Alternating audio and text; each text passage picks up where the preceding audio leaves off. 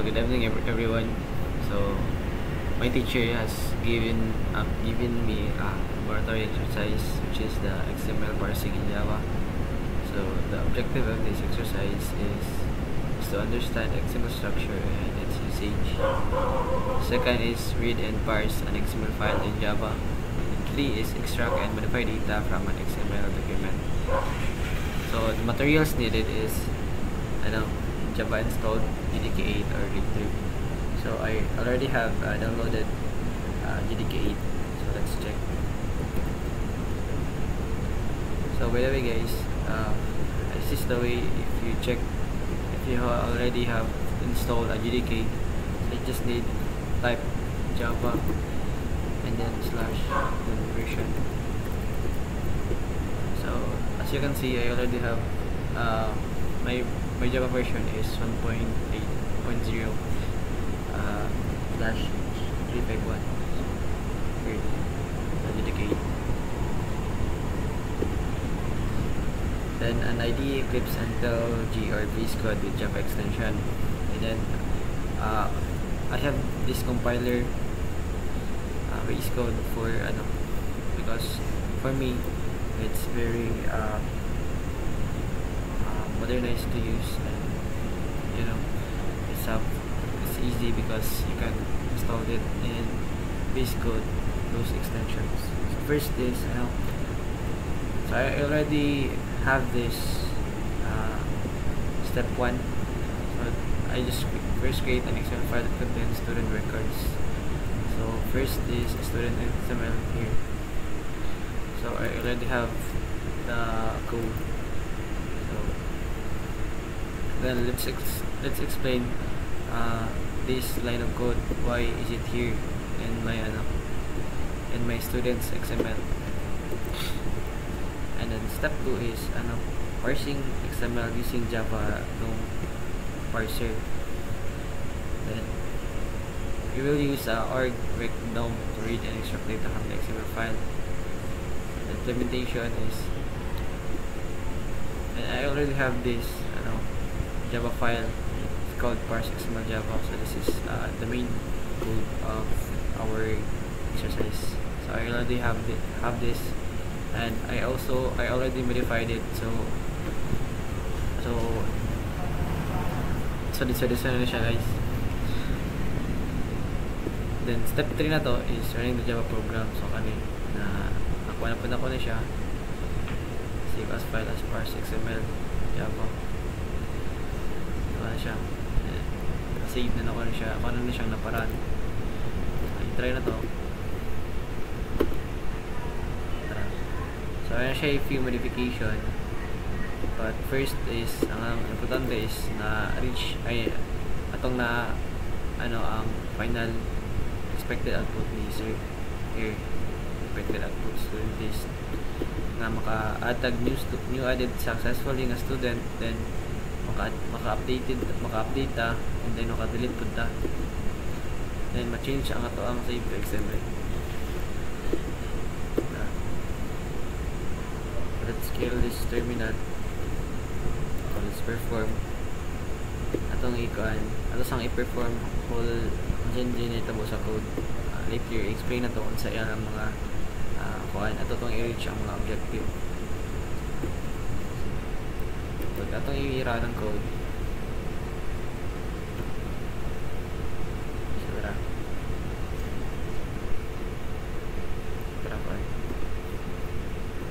Student ID Michael Brown. So ang atong nag-add taog pag nga student si Michael Brown. So ang kuan niya is software engineer. Then si Michael Brown na po na-upload this na software engineer. Then this student added successfully. So na-add na po siya successfully. Then change na to ang kuan sa XML, which is student updated. Na-save na to siya. Katong pinakaunang na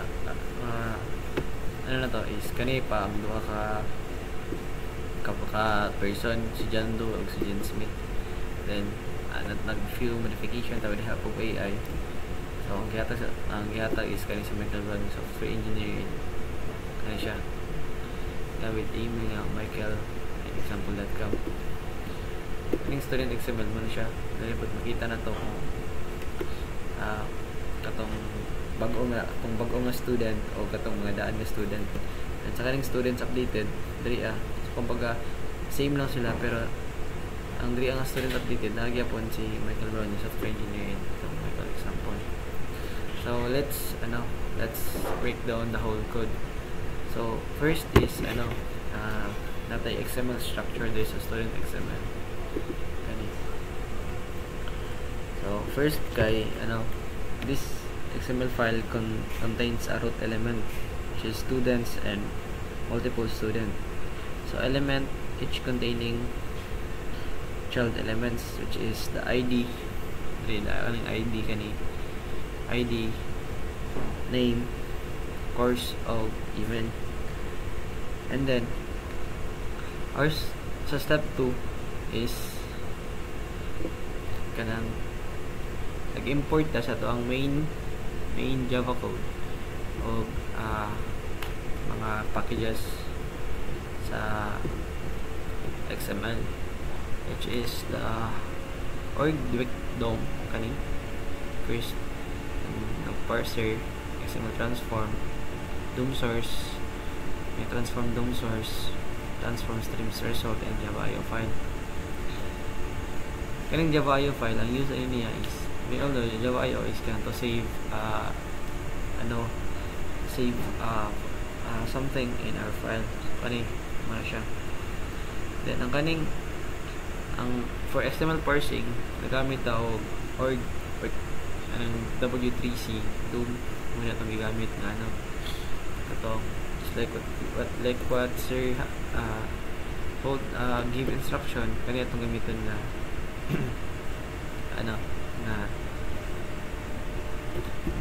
read and extract data from an XML file. Then kaning parser ay to create a document builder, kaya siya mo ni ihang use i-create siya document builder. Then kaning Java XML transform is to save changes back to the XML file. Means ang katong mga ibalik niya og save balik sa XML file ang atong bagong gi-add na student. Then kaning Java IO file kaning gamit is to read and write XML files. So siya kung wala ni siya dili mo gana ang ato ang code. And then step 3 nga atong gigamit is the loading and parsing the XML file, which is here sa ato ang sa ato ang code. Dili na ito makita sa file so ang gamit na niya is reads and parses students XML. So ang gamit na niya asahon niya tong ato ang XML file nga students of using document builder. So document builder factory mo ni ang use na para ma-read tong ato ang students XML. And then the normalized method is ensures a well-formed XML structure for processing. Kaning doc get document normalize mo ni iyang use ma-ensure na to nga well-formed ang XML structure for processing. Then first kay extracting student details from XML. So diri na to ma-extract tong mga student detail ikan sa XML.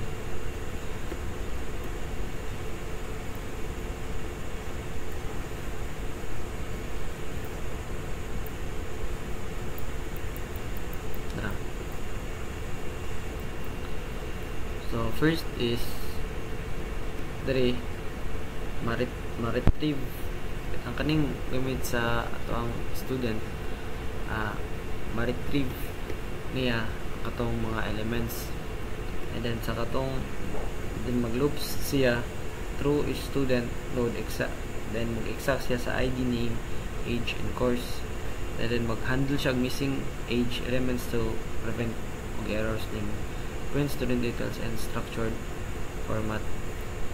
So ingat ra kakuan ang katong magkuan ta og XML file. So check na to sa ato ang ato ang file explorer.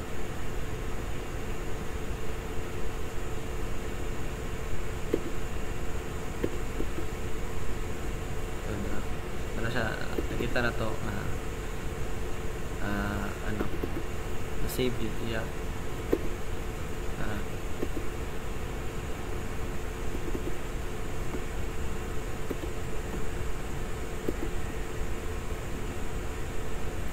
So that's it for today. Thank you.